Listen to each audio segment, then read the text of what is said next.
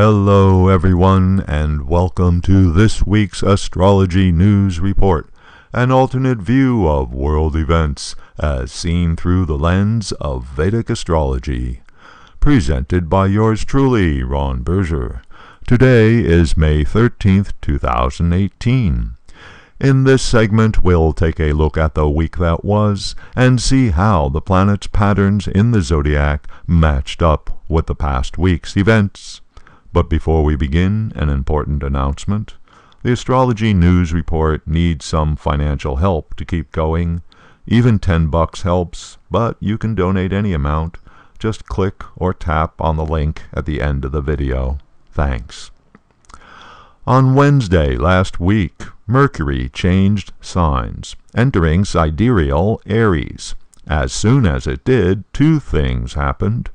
Mercury combined with Uranus, putting the planet of communications, information, and news reports together with the planet of surprises.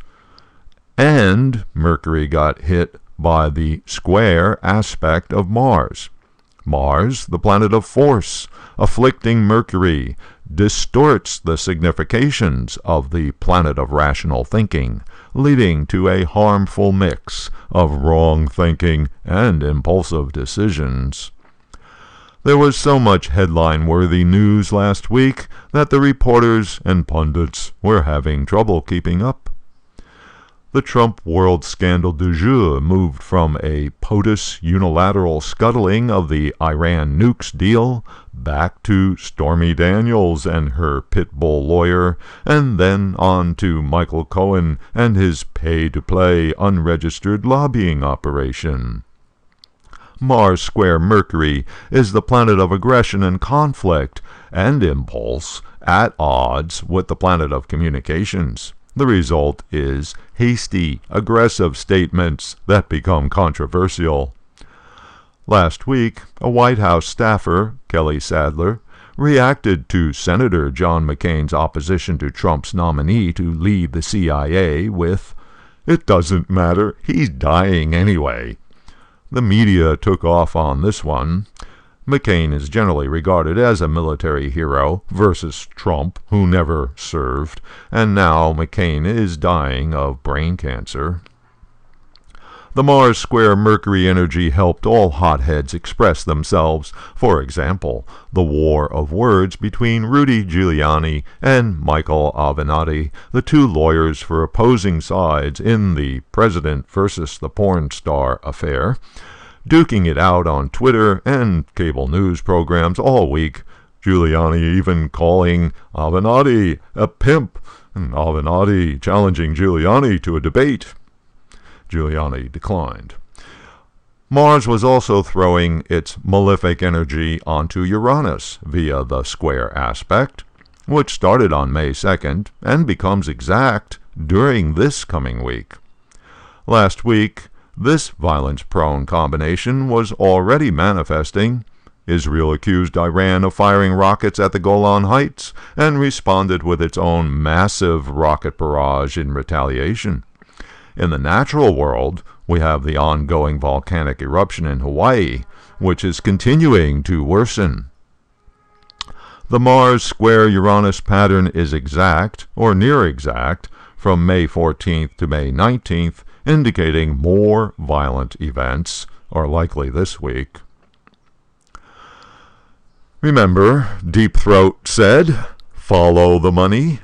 And indeed, last week, more information on the finances of Trump's sketchy lawyer fixer Michael Cohen have been pointing at dark corners and dubious operations, with large amounts being paid, originating from a certain Russian oligarch linked to Vladimir Putin, ending up in Mr. Cohen's account, and even monthly payments from global companies like AT&T and Novartis during the first year of the Trump administration. Mercury is the planet of information. Uranus is the planet of sudden realization. That a well-known company like AT&T should be spending big bucks trying to influence the White House is not that exceptional. We're shocked that a multi-billion-dollar corporation would try to influence the U.S. government. But having a very specific instance of it come this close to the president, well, that is a little shocking. Going back to Mr. Trump's Vedic astrology chart, we see that he does indeed have indications of sketchy financial operations in his birth chart. Jupiter is the planet that rules the 5th house of speculation and investment in a Leo rising chart, and Jupiter simultaneously represents the 8th house of finances with others. The problem is, the 8th house is also the house of secret actions, scandal, and humiliation. In his chart, Jupiter occupies Trump's 2nd house of personal finances. So, we see this connection, which points to perhaps less than straightforward techniques of earning money. Oh yes, Mr. Trump is now, at this time in his life, in a Jupiter major period. In other words, this particular combination in his chart is activated, lit up, and blinking.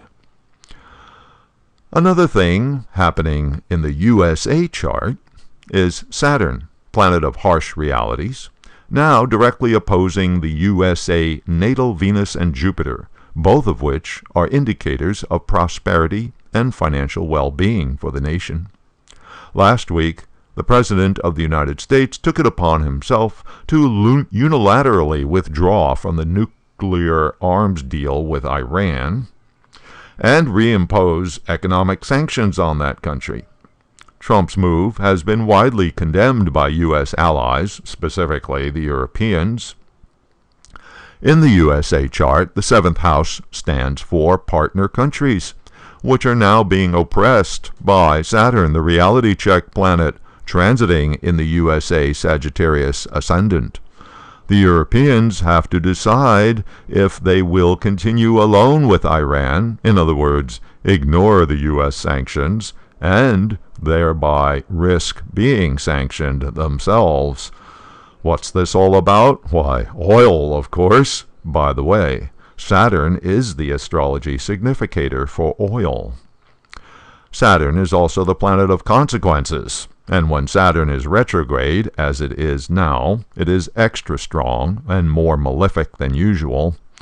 This action by Trump promises to have consequences that will go beyond what the president intends. And now, on a somewhat lighter side, when Mercury, the planet of rational thinking and making decisions, combines with Uranus, the planet of realization and enlightenment, sometimes we get an enlightened decision. Last week, Starbucks announced a new no restrictions bathroom policy, meaning that if you need to pee, just look for your nearest Starbucks. No need to buy coffee to qualify. And now in closing, I have a small favor to ask. It does take a lot of time, effort, and work to produce these videos, and I do live in the real world with bills to pay. If you appreciate what this YouTube channel does for you, please help keep it and me going by visiting the donation page and making a contribution. Just click on or touch the donation card you see here. Thanks, and until next week.